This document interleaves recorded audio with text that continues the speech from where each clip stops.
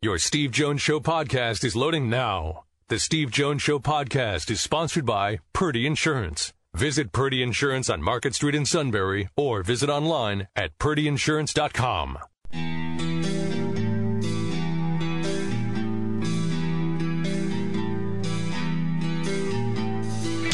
Sports talk where your voice counts. This is the Steve Jones Show on News Radio 1070 WKOK.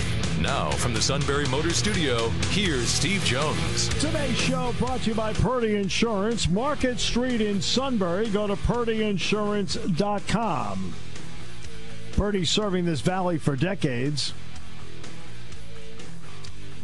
Finding the best in auto, home, life, business, and the best price for each.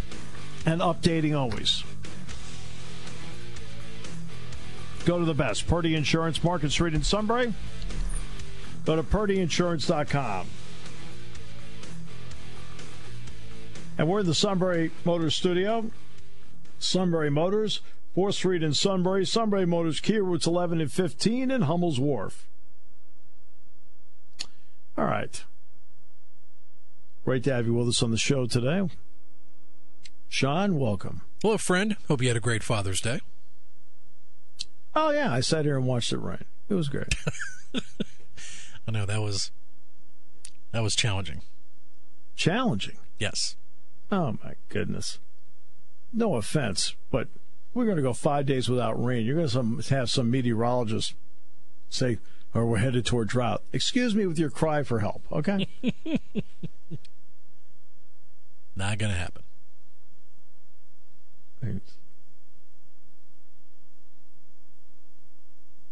Hey, we're just kind of stuck in a rut here. Chances of showers and thunderstorms pretty much every day this week. I think the only maybe 12-plus hour gap where it may not rain will be Wednesday night into Thursday.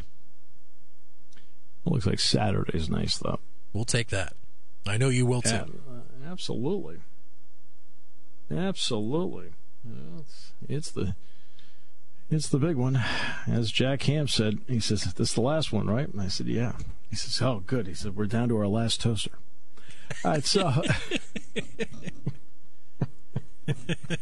so you bought 5, right? He goes, yeah. That's why I did not see that specific appliance in the gift registry. Nope, that's covered. We're good. Well, it's not there because they know darn well who's going to supply it. Oster, no thanks. I'm fine. Well, Brent Beiler is going to join us on the show today. After Selinsgrove won the state championship. Does that mean we have to play the ending again? If you want, that doesn't matter to me.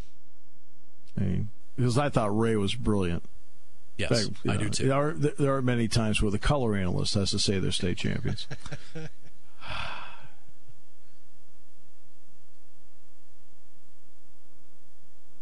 mean, screaming out, I've done it, I've called the state championship. I'm sorry. That's too personal, don't you think?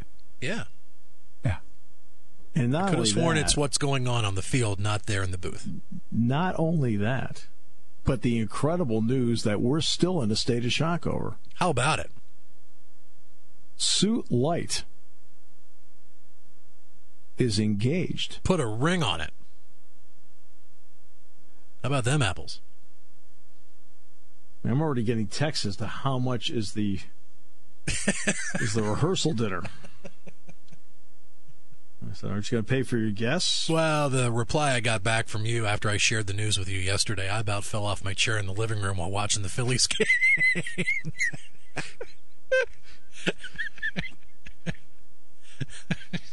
I had to go back and look at it.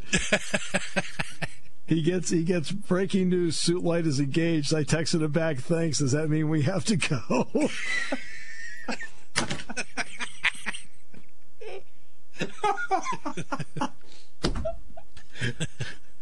Oh, God, pick a home football game. All right, so 3 words, Friday night discount. They gave us a deal over at the VFW. Great. Fire hall whoop-de-doo. Here we go. Kegs over in the corner. Hey, congratulations. I think that's great. We are happy for Daniel and Cassie. Very happy. We are. I'm happy for Daniel. We'll discuss Cassie. I'm sure he's still out as to whether I'm happy for her or not. Okay, you do know that you're marrying into this family, right? The mom is incredible. Daniel's a pretty good guy. And there's the meddling father-in-law.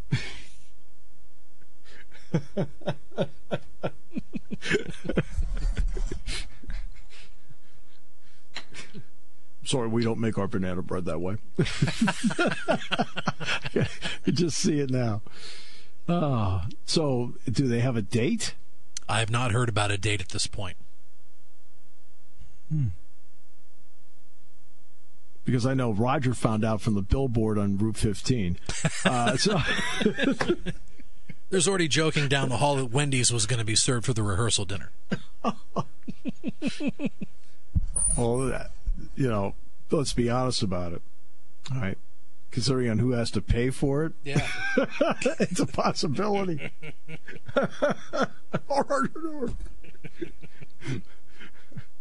It's a big week. Everybody can have doubles.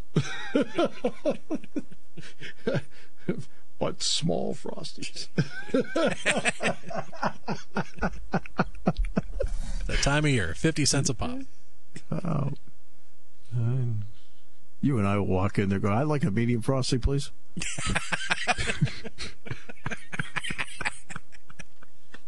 Make mine a double. Chop, chop. Oh, my goodness. But, hey, congratulations. I think that's great. We are happy for both of them. And now I can see Captain Pace back and forth, thinking now about how he has to pay for some part of this. You and I will be there, armed with toasters.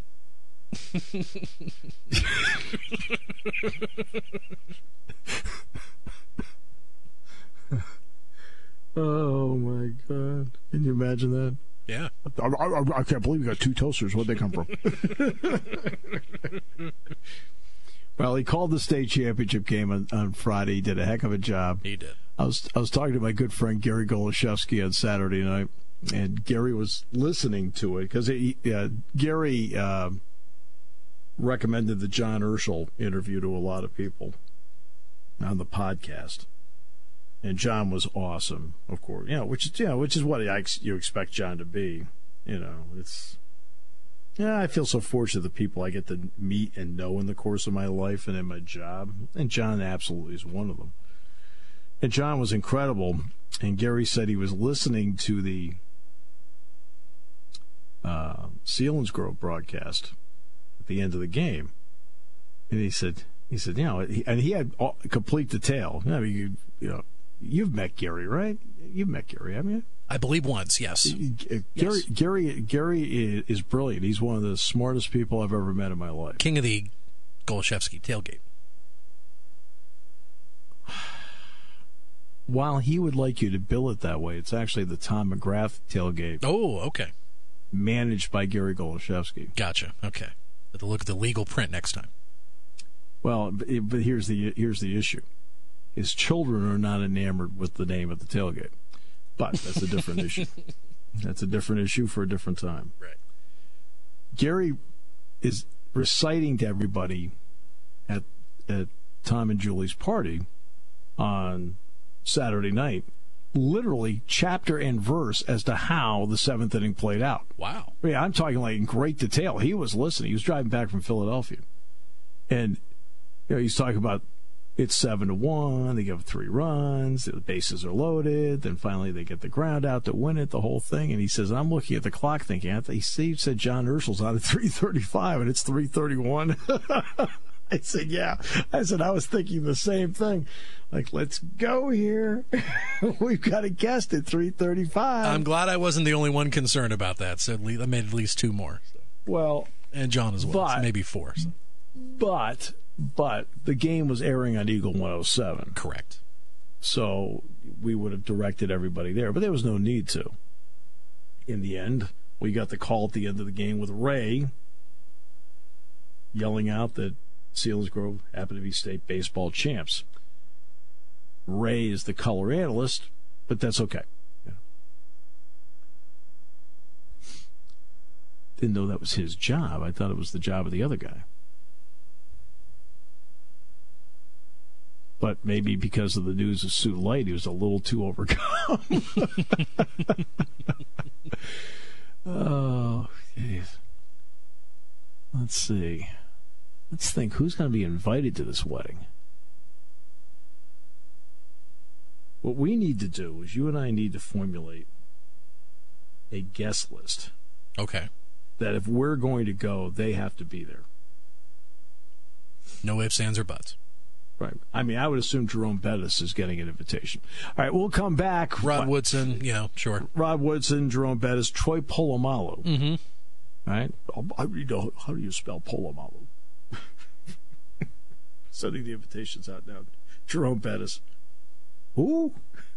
Oh, and Chase Utley. Sage Karam. Oh, that goes to that. Oh, that's right. Probably the first, even before any Steeler, that would probably go to him first, I would think. And Mario Andretti. And probably Michael Andretti. Yeah. Now, maybe they could be at the table with us. That's a power table right there. And we can engage in conversation and make them feel like it was worth going. I mean, does the suit have any brothers or sisters? Or is he an only child? I believe he is an only child, just like me. Okay. Well, I mean, the saying your family always was that they got it right the first time, so that was it. Broke the mold? Okay, we'll roll with that. Yeah, pretty much. Yeah, I mean, you might as well roll with that. Yeah, been doing that since '66, yes. Right. I'm trying to think whether I can roll it over into this one or not. Well, I think it's exciting news. It is. Yeah. And for Cassie's sake, I hope it's a really long-term engagement. All right, so we'll come back. We're going to have to meet her. I mean, it's not a question of whether we approve or not. We already know we approve. It's whether or not we can talk to her long enough to have her think about this. Just remember, you're not just marrying him, you're marrying his family. And all of a sudden he goes, how are you? It's like, oh, God, run. No, it's great news. I thought it was a legitimate question. Inquiring minds want to know. Thanks. Does that mean we have to go? I mean, I think that's a legit question, don't you think? Yeah.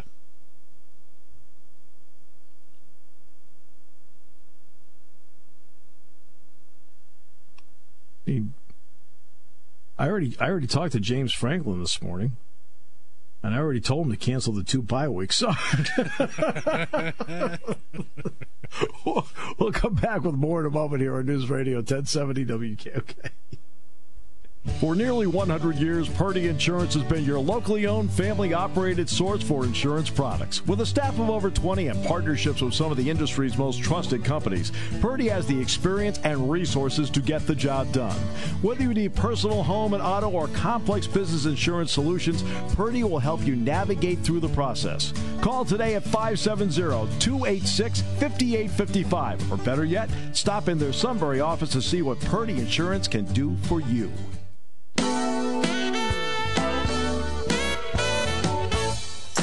We got a lot going on in the show today. Great to have you with us.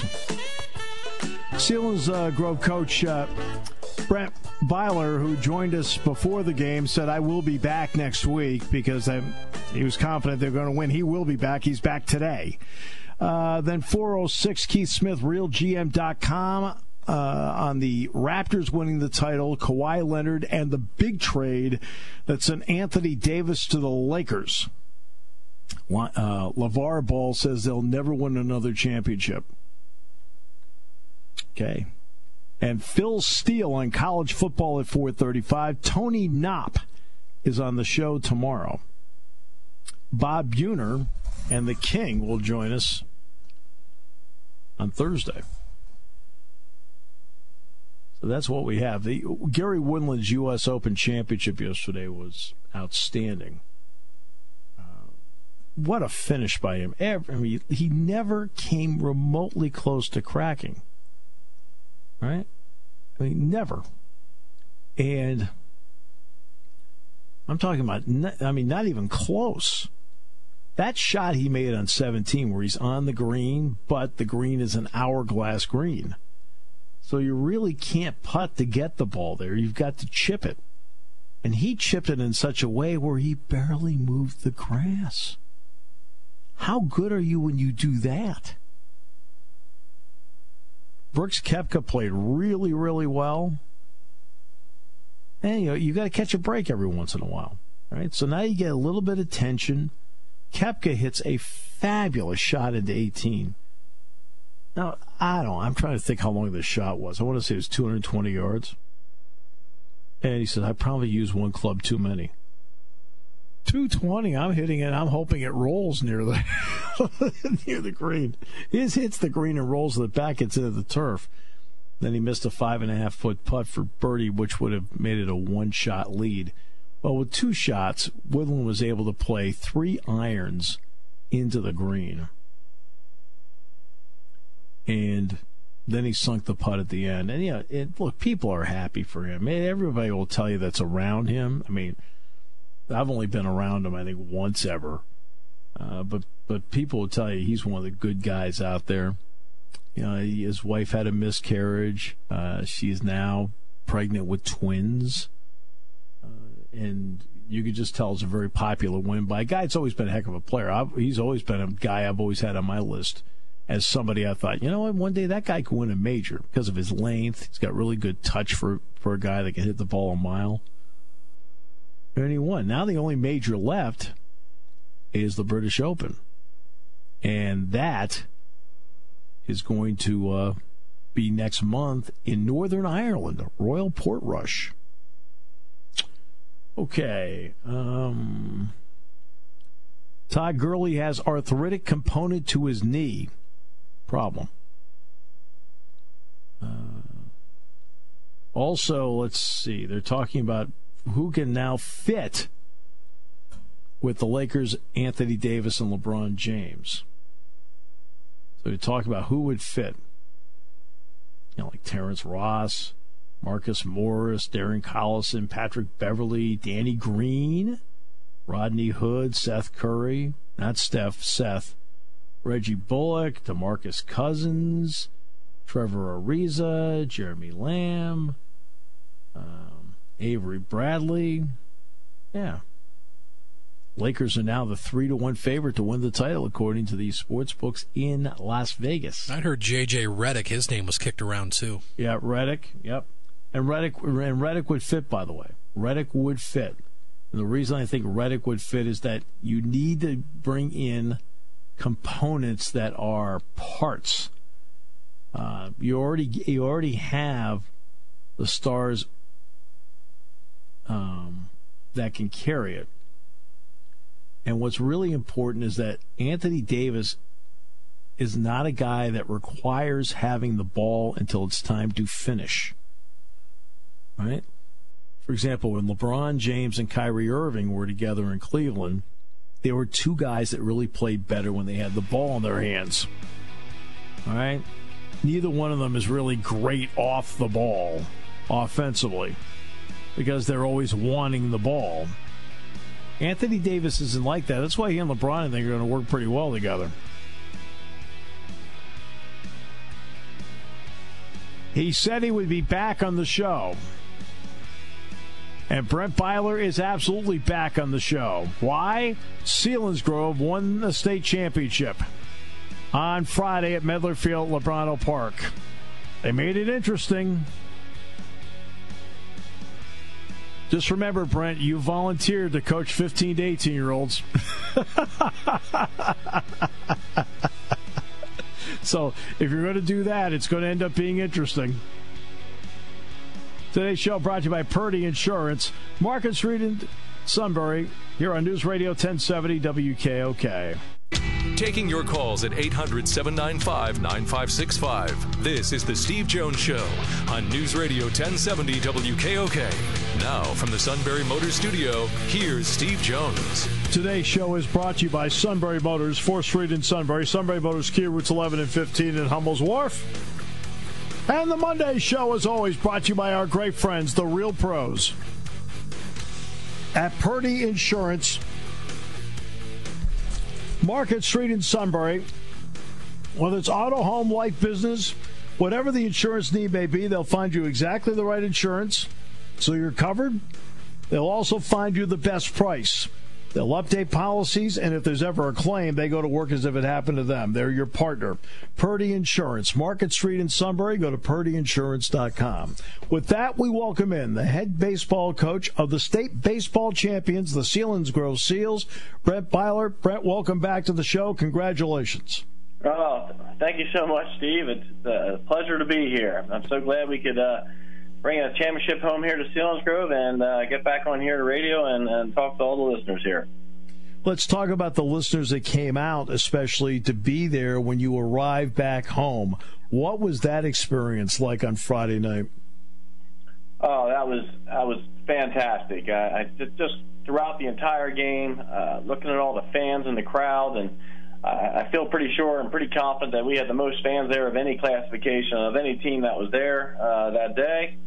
And then to come home to a fantastic parade, it was really awesome to see all the support that the community gave us, and to go down through the main street there in the fire trucks. I could tell the boys were just beaming. It was just really an awesome feeling. All right, so in the seventh inning, my good friend Gary. 7 innings. Well, that's my good friend Gary Goloszewski, who was listening to it driving back from Philadelphia from work. Saturday night is telling a group of people at a party here in State College, chapter and verse about how your 7th inning played out. And as he's describing it, I got worried, and I already know who won. Well, I even watched it back on PCN, and it's like I got nervous all over again, even though I knew the outcome. You build a 7-1 lead. Now, look, nothing's ever safe. Baseball's not a game of time. But what were you thinking watching this?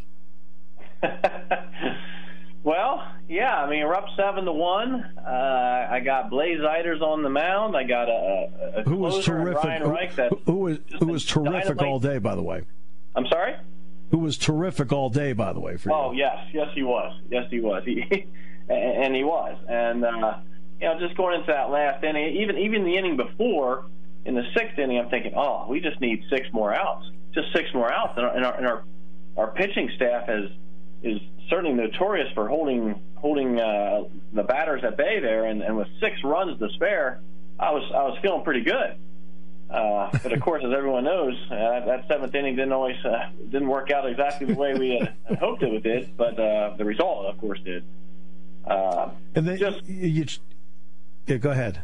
Well, I was just going to say, I mean, Blaze there was running at the end of his pitch count, and to get the bases loaded there a little bit. I think everyone was a little bit on edge. The players knew all we needed to do was get 3 outs there in that last inning, and I think the pressure got to us a little bit, and the reality of hey, we could be state champs here. All we got to do is get 3 outs. And then you changed. You went younger on the mound. And to do something like that, you have to have look, you have trust is built by what you, the manager, the coach, whatever it may be. Trust is built by the body work during the season. How much you made that move based on trust? I did, and Ryan Reich he pitched in the final 6 outs in the game before against Hamburg. He was dynamite there under pressure situation. He pitched the final 4 outs against Springfield, where he relieved Blaze in that game as well. He pitched the final 2 outs in our district championship game. He certainly built the trust that he's the man to do the job here, and I had no doubt that was the guy I was going to go to in that situation. All we had to do was just get a few outs there, and the way it unfolded, I think he was a little nervous. He hit that first batter there, and I think everyone just kind of felt, oh boy, here we go. But even after that happened, once he got that first strikeout, I was very confident. Okay, Ryan will settle in there, and he'll get the job done. Usually with a really good pitcher out there, if you don't get them early, you don't get them at all. And he gave up the one run in the first inning, and then that was it for a long period of time. Then you scored eventually 7. You already, as you pointed out to us on Thursday, you have a pretty loose team to begin with. In an intense situation like that, what did the 7-1 part mean to relax them? I think it meant a lot. It certainly relaxed me. Even when we went up 2-1, me and the other coaches were talking after the game was over. I mean, after we went up 2-1, as dynamite as our pitching staff has been, it was almost like, okay, we're just playing another baseball game. It's just another baseball game. We kind of cruised through those middle innings there a little bit, and then when the 5th inning unfolded. And, Evan Hope leads off that inning with a hit. Ben Heim gets that bunt down. They had some trouble fielding that bunt, and then we started scoring some runs and put five runs up on the board. About the middle of that inning, I thought, this is going to happen. This is going to happen. Yeah. Meaning our pitchers can hold these guys. We're going to win this thing. And I think it kind of felt that way across the board. I came in the dugout. The guys were excited. But you could kind of sense we still have a job to do. We still got 6 more outs to do here, and I think the reality started sitting in there. And then halfway through the 7th inning, there was certainly a pause there. That wow, maybe we could actually lose the reality of winning the championship. But the guys buckled down and got the job done there at the end. There are a variety of ways to win. One of them in baseball is you can win sometimes using small ball. How effective was small ball for you during the course of the season? It's interesting you ask that. Small ball has its time and it has its place in a particular team and in a particular situation. And we really didn't start executing fully the idea of small ball until probably the last third of the season.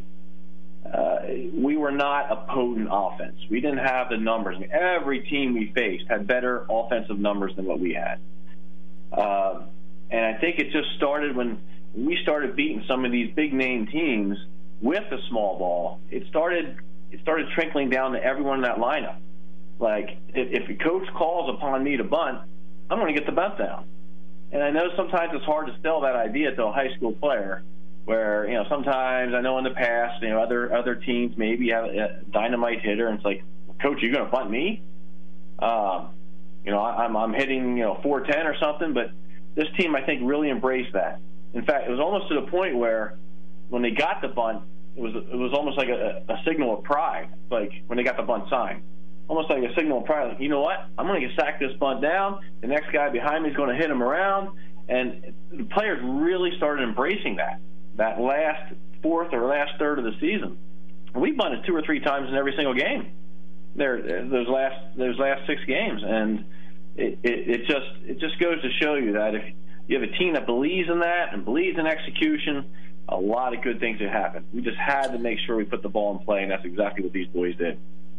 A lot of teams I've been around, and obviously I've been around more in the professional level. But look, they'll start out in the cage, they'll put down a couple bunts just to get some contact usually, then swing away. How did you handle that part of it in the cage? Do you want to put down a couple of bunts just to get contact, or as the season went along and they started embracing it, they became more serious about, hey, look, give me 3 or 4 here so I get this right? Well, right before the playoffs started, I knew we had an issue. We actually ended the regular season with 3 losses right in a row. Right. And that's a heck of a way to end a regular season. That really builds the momentum for the championship. yeah. Heading right into the championship, we lose the last 3 games. Yeah. That was kind of crazy, but but we did play 5 games in 4 days, so that certainly had its wear on us. But I know the practice right after that, I sat down and talked to the guys, and I said, guys, we have a real problem. We have a real problem here. we're not putting the ball in play enough. We're striking out too much, which we were improving as the year went on. I said, but we're popping up way too much, and we got to get the bunts down because we had a couple failed execution type plays there in those 3 losses.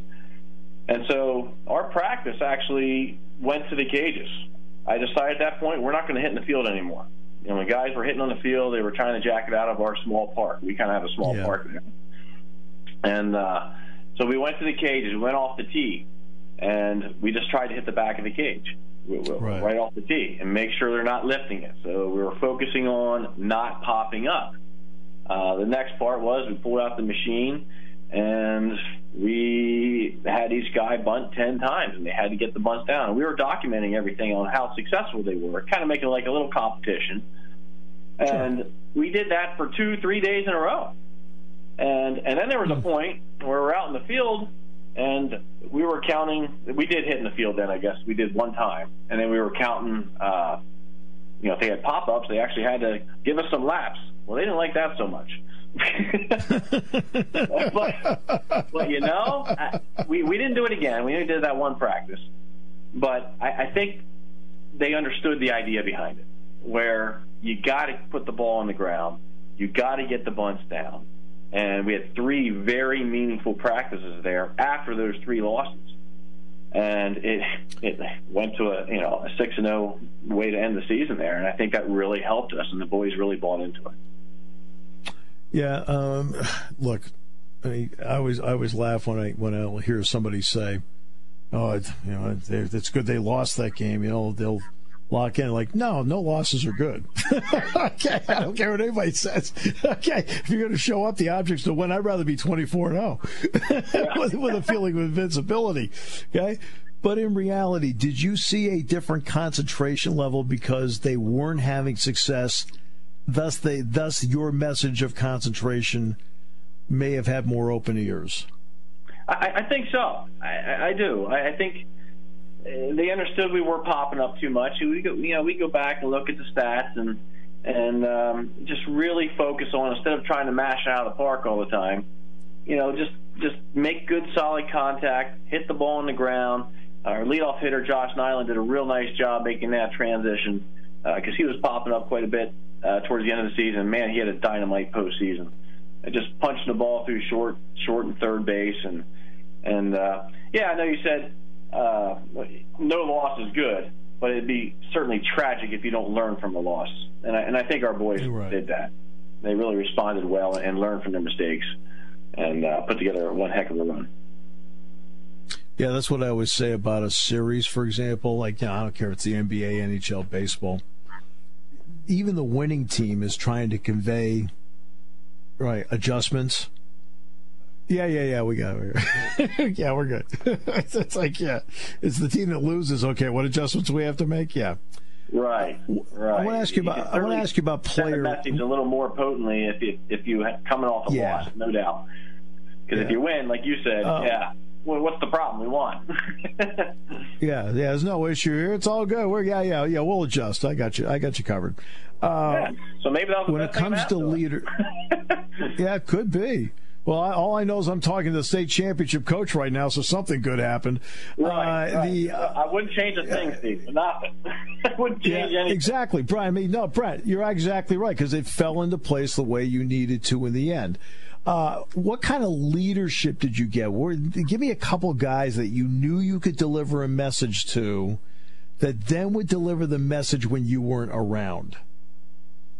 Well, I think Blaze Viders plays a big role in that. I mean, he's a huge personality out there. If he buys into it, I think he can pass that along. There's a couple other guys that buy into it with their actions. Logan Hiles is one of those guys too. He leads by example. Logan doesn't always have a lot of things to say. He's more of a quiet guy, but obviously he leads by example in the success that he had this year. Pitching and just getting the job done under pressure. Even when there was a couple errors around him, he didn't put anybody down ever. He always toted our defense and gave them kudos. So, I mean, those two guys right there, they led so differently. just led so differently, and it was just a nice mix. I know even in that last inning there, Blaze Leiters went out and talked to Ryan Reich somewhere in the middle of all that craziness, and I think I think that settled him down. I do. You know, Blaze came out and talked to the freshman. Yeah. It said something I didn't even realize. I watched it on the playback there on PCN. I was too busy trying to pull my heart out of my throat. I didn't even realize that Blaze was out there talking to him. But I saw that later. I thought, that was probably a good job on his part. Just to kind of calm him down out there. You're getting words of advice from the senior, and now it's your turn. And it seemed like Ryan did, even pitch better after that. So yeah, we certainly have some leaders there on this team. Has it sunk into you 72 hours later that you're the head coach of the state champions?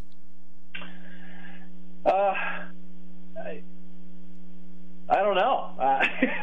It's pretty awesome. I wake up, and that's the first thing I think of, and I mean, the vibe that's going through the school. I stopped in at school today, talked to our athletic director, Justin Simpson, and it's just exploding everywhere. So no one's going to let me forget it, put it that way.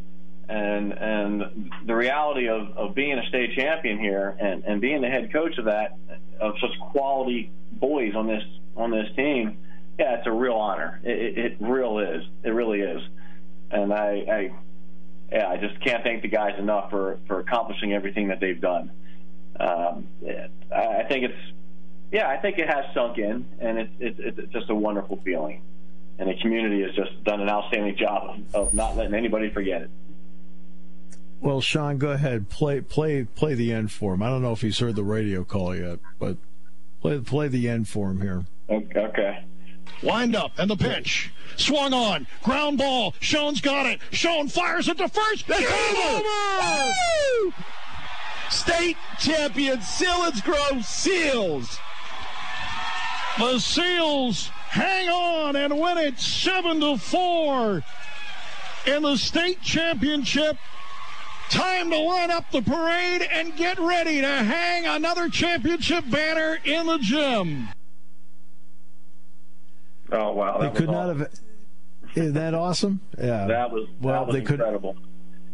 Yeah, and what gets me is listen out loud. Listen how loud the crowd is in the background. I mean, that really struck me how loud the crowd was in the background. That was phenomenal. It gave me chills. Well, you know what? Obviously, the young men end up doing the job. They're the ones that have to execute, do the job. But they could not have asked for a better head coach. They could not ask for a better staff. And congratulations to you, your staff, your players, your athletic department, and the school support for everything you accomplished this year. It is something that people here will never forget. And 100 years from now, when they're standing in there, they'll see that banner, and you will know darn well your descendants will look at that and say, you know what? He coached them. Thank you very much. It's really quite an honor. It really is. Well, we're thrilled you took the time to talk with us before. We're thrilled you took the time to talk with us today. It means a lot to us. Congratulations on everything you've accomplished. Thank you so much, Steve. I appreciate it greatly. All right, Brent Beiler, head baseball coach of the state champion Selinsgrove Seals. Next half hour, we'll talk with Keith Smith, RealGM.com, on the big Lakers trade with the Pelicans, and also on Kawhi Leonard and the Raptors, and then Phil Steele on college football final half hour on News Radio 1070 WKOK, brought to you by Purdy Insurance. It's been a great spring at Sunbury Motors Kia, and they want to keep the strong momentum going into summer with the Summer Sticker Sales Event.